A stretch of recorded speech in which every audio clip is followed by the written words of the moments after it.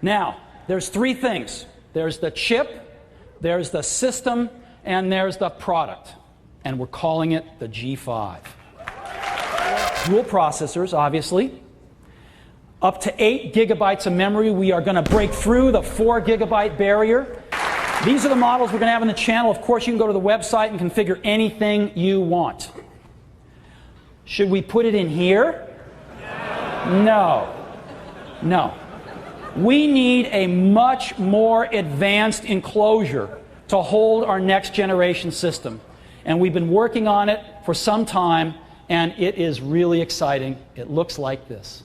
This is an all-aluminum enclosure that is super high-tech and can handle the power generated by such an architecture. It is a thing of beauty.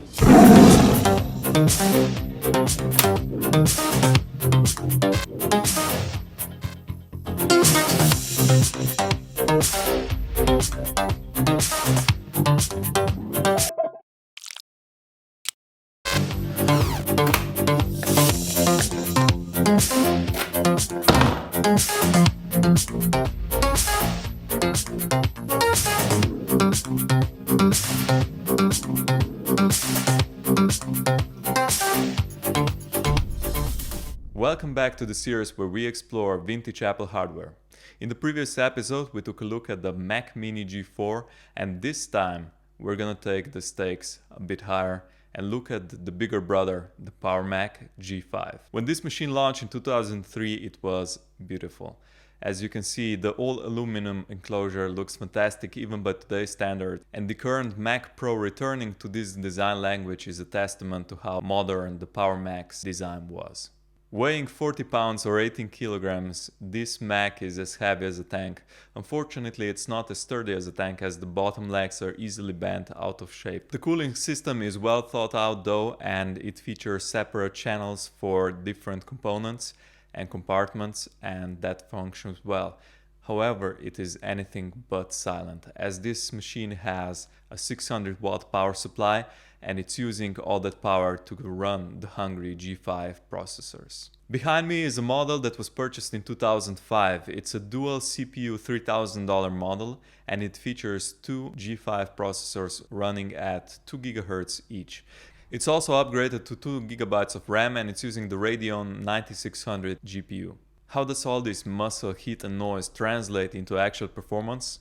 That's an excellent question that we will be answering today by looking at some benchmarks, playing some games and seeing how the system performs. We will be using the much nimbler Mac Mini G4 as a comparison. In Cinebench 2003, the Mac Mini scores 126 points.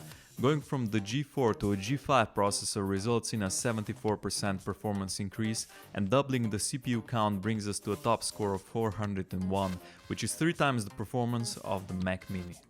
Cinebench R11 paints the same image. The PowerMac is almost 4 times as fast as the Mini, and yet still painfully slow. For a comparison, a 4-core i7 from 2009 gets a 7 times better score than the G5. Let's compare the G5 to something a bit more modern. This is the Raspberry Pi 3, released in 2016, 13 years after the PowerMac. In Sysbench, the CPU per core performance is almost the same between the two. In a code compilation test, the Mac needed 12.5 minutes to compile QEMU, and the tiny Raspberry did it in 19 minutes. Same class of performance, and yet a huge difference. The Mac draws anywhere from 150 to 250 watts from the outlet and weighs a massive 18 kilograms.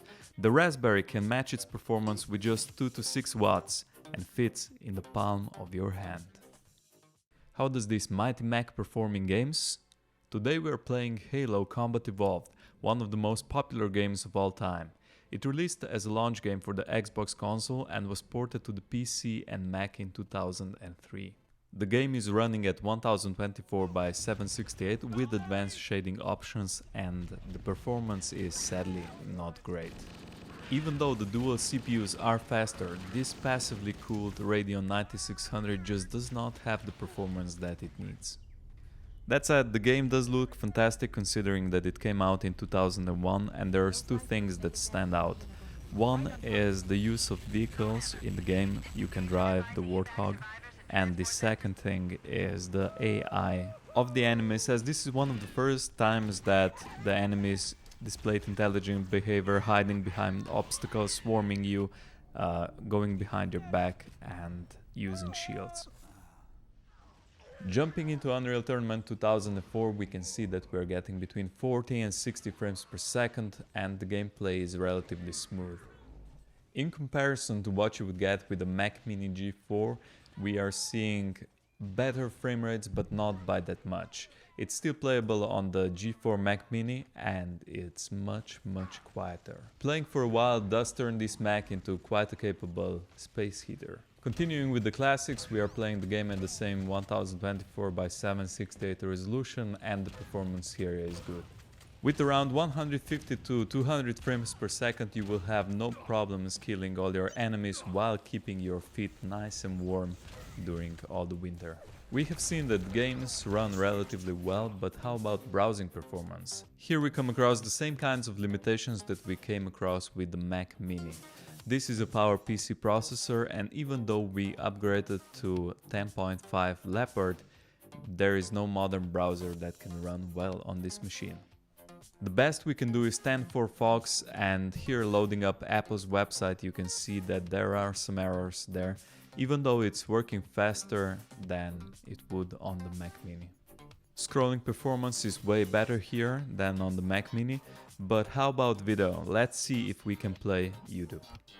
One thing you have to get used to with this PowerPC Max when running 10.4 Fox is the spinning rainbow wheel of death. You will be seeing that a lot. Okay, let's speed this up because otherwise you might be here for a while and see if we can play the video. We are loading and playing the video at a couple frames per second. It's quite disappointing to see that despite the extra power, the extra noise and the extra heat, this does not translate into more real-world performance. Dropping the resolution even lower is not an option because this is already 360p. Now that we have looked at the benchmarks and at games and how it performs with browsing, we can draw some conclusions. How does it compare to the Mac Mini G4? It does have more performance than the Mac Mini G4 and quite by a substantial amount. However, that difference is not so great when it comes to real-world performance. The games do run better, but they're limited to the output of the Radeon 9600, which is not that much more powerful than the lowly 9200. And when it comes to CPU performance, I can't really see much of a difference. When it comes to browsing, it's still pretty much unusable and you're still limited to the same terrible experience that you get using an out-of-date browser. Another big downside is just how massive this machine is. It's huge both in terms of physical size, weight, and also power consumption. Compared to a Mac Mini G4, this uses tons more power for not that much of a performance increase. If you would like to experience how it is using a PowerMac, then I would suggest picking up one of the Mac Minis or an iMac G4 instead. They're much more convenient for storing, they don't use a ton of power, and they have good enough performance where you can still run all of the applications that were designed for these machines. There are some potential use cases for this machine. It could be used as a great skeleton for a Hackintosh build, as I quite like the design of the case and it's also a lot of space inside to fit modern components and to make this system run really well. You can also use it as a space heater. It kept my feet warm as I was testing and playing these games. It's incredible how much heat this thing produces.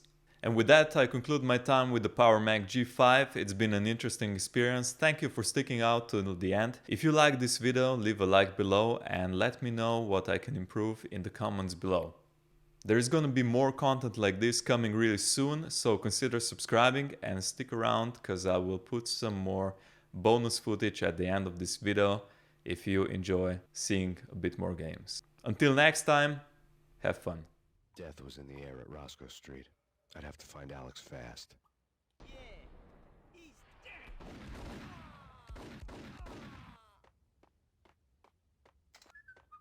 Damn.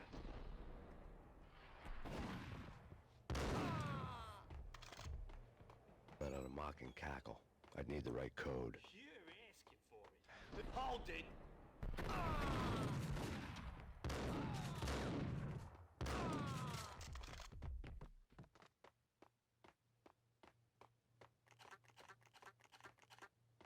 kiss it goodbye.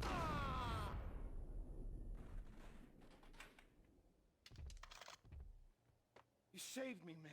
What's going on here? A massacre. These armed thugs just appeared from nowhere. We need to get help. I can make the call from the control room 1 floor up. Can you take me there? Sure. Sounds good. Follow me. Home free. This way. What the hell?